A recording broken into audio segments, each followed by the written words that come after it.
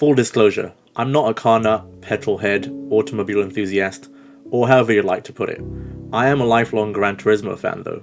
Sure, I might not play with the wheel and turn all the assists off, but it's a series I have a lot of love for. I enjoyed playing the first 3 games at my level. Hell, I even gained an appreciation for cars and learned a thing or two in the process. I played them all for hours on end, trying to get gold in all the license tests and staying up many a late night getting through the endurance races. I'm giving you this context because I didn't get on with 4, 5, 6, and even Sport. For me, they lost the series magic, the signature charm, quirkiness, and importantly, content, all missing. Thankfully, that's not the case with Gran Turismo 7 though. That magic is back. It's clear from the first hour or so with Gran Turismo 7 that this is a game lovingly crafted by car fanatics.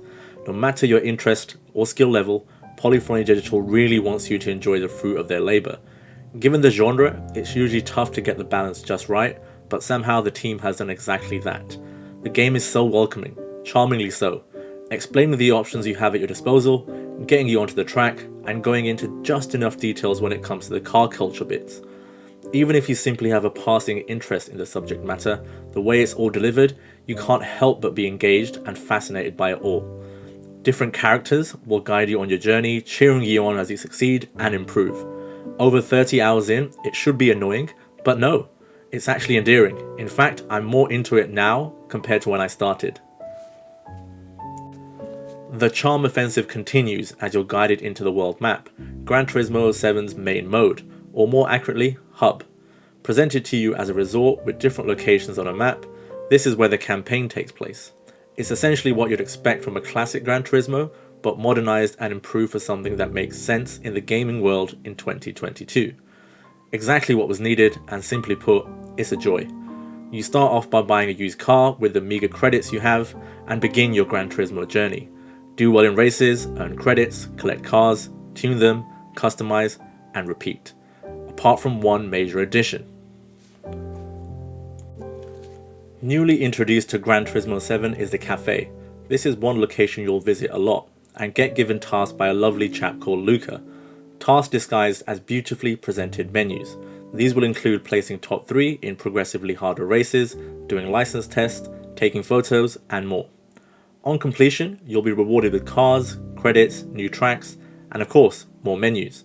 For most people playing the game, myself included, this will be the main hook and way to progress. However, if you're too cool for school and want to do your own hardcore thing, you can mostly go off the set path and build your car collection that way. You'll just take part in your choice of difficult races and earn credits that way to fuel your progression. The choice is yours, and it's something Gran Turismo 7 balances well. That said, honestly, I don't see why anyone wouldn't want to go down the cafe route. It's superbly done. After completing menus, Luca will tell you all the facts about the subject matter at hand, the cars, their history, and more. Not only is it a clear progression route, it's so charming and endearing. Plus, you never feel rushed. The cafe grabs you and shows you the love Polyphony Digital has poured into making the game. I'm still hooked, both from a progression point of view and insight. If you're anything like me, you'll look forward to the next menu, the one after that, and more. Oh, and there's lots more. The tasks given to you from Luca, the cafe man, link nicely to other bits of content the game has to offer. The cars you collect add to your collector level, adding further incentive to keep you in Gran Turismo 7's fantastic gameplay loop. The higher your level, the more rewards you'll get, locations, and options will open up on the map. One of these locations include missions, where you'll be challenged in a variety of different events, from simple races to overtaking cars, drift trials, and many other unique challenges. They're so much fun, serving as a nice way to test yourself outside of the campaign path. Obviously, in true Gran Turismo fashion, you'll be awarded with a bronze, silver, or gold trophy, depending on how you do. That's where, of course, I'm going to mention the License Center. Yes, those test fans love to hate are back, and still as challenging as ever if you want to go for gold. I couldn't be happier to say that. From Software games have nothing on Gran Turismo license tests. Wait, Gran Turismo 7 still has more to offer. I briefly mentioned tuning and customization earlier. Both provide a wealth of options. The former is done via a tuning shop, increasing individual stats, and an overall performance rating. Most races will have a suggested rating, so something to be aware of. For the hardcore out there, you can go a step further by heading to your garage. Here you'll be able to tweak settings like downforce until you have the perfect setup for the track you want. For each car, you can even save them in different sheets and come back to them later as needed. Customization wise, GT Auto is the place to go. Here you can change elements of your car such as the wheels, rear wing, and more. Going a step further, you can completely change the look of your vehicle thanks to a pretty decent livery editor. I created an NGB one for a Polo GTI with relative ease. You can do the same for your driver avatar too. Obviously, it's the cars that are the main attraction in Gran Turismo 7, and boy do Polyphony Digital make sure you know that. Rightly so, they want you to look at and showcase the beautiful vehicles they have crafted. There are several ways of doing this. If you just want to look, you can head to the used cars and brand central locations on the map to peruse all the cars at your leisure. The latter goes all out, offering up detailed showrooms, and for certain manufacturers, museum slideshows to educate you a little. To show off cars in your collection, Scapes and Showcase are the places to go. The former provides similar but expanded options to Gran Turismo Sport, allowing you to place your cars in real locations and take snaps. Some of the shots you can take are simply stunning. They look like real photos of cars. The same applies to photos taken from replay mode too. It's mad. As for Showcase, it does exactly what it says on the tin. You can share your snaps proudly with the world. As a lover of photo modes, I have and will continue to do so. That brings me nicely on to Gran Turismo 7's visuals. Simply put, they are stunning. The cars look ridiculously good, so much so that they make the track and surrounding environments look bland in comparison. That's not to say those elements are horrible looking, far from it. The skyboxes, especially in races where the weather and time of day changes, look amazing. Taking part in an evening race on Tokyo Expressway as the sun sets and the rain comes down is something to behold. That's on the track, when you're actually racing. The replays look even better. I urge you to watch them and even spend time in the photo mode. The attention to detail from Polyphony Digital really comes to the fore. It's crazy to think how far they've come since Gran Turismo on the PlayStation. Playing on the PlayStation 5, you'll have access to two visual modes. Prioritized frame rate does exactly that, delivering 4K and a solid 60 frames per second. Prioritized ray tracing is an interesting one compared to most other games. It also delivers 4K but at 30 frames per second in certain situations.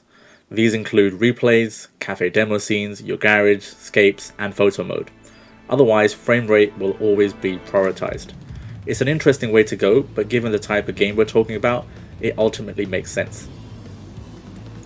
Finally, time to talk about Gran Turismo 7 on the track, where it matters most. There's a reason the series is known as the real driving simulator. First and foremost, it's a driving game. Once you understand the basics of that, getting used to braking, accelerating, and taking corners like you would when driving in real life, you'll succeed at racing in the game. I can't emphasize that enough, whatever assists you have on or off. Then there's the nuance of getting used to how differently each car handles and drives. For example, what are its limits? How much can you push it? A shout out to the DualSense controller here, as you'll literally feel this when you're playing thanks to the haptic feedback and adaptive triggers. 3D audio is outstanding too. The above might sound daunting, but as I mentioned earlier, this more than any other Gran Turismo welcomes you in and teaches you as you progress through the campaign. You genuinely feel like you're learning and getting better, delivering a real sense of accomplishment as you progress. The AI drivers add to this, seemingly named after professional Gran Turismo drivers. A nice touch if indeed true. While they aren't as aggressive or dynamic as counterparts in the likes of Forza Motorsport or Grid, there has been some improvement made here. Compared to previous iterations, they'll overtake realistically and even have the occasional wobble. However, most of the time they will stick to the racing line. Given that Gran Turismo 7 is a driving game, all about car culture and etiquette, to me this makes sense. This extends to the online side of things too. The sport mode from the last game makes a return and will be the go-to place for regular sessions with serious players, building a driver and sportsmanship rating over time. No bumper cars here, or you'll get penalized.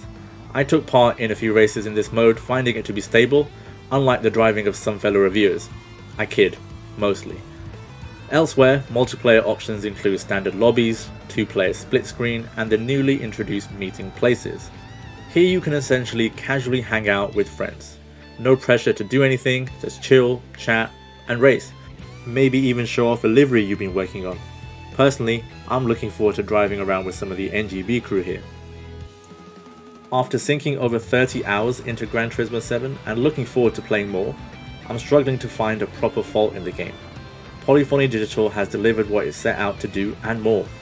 It's the most welcoming yet deep game in the series to date, finding that golden balance with ease. If the campaign and additional content wasn't evidence enough already, the new music rally mode just adds to it. Sure, it's essentially a time extend race, but it's yet another string to an already impressive bow.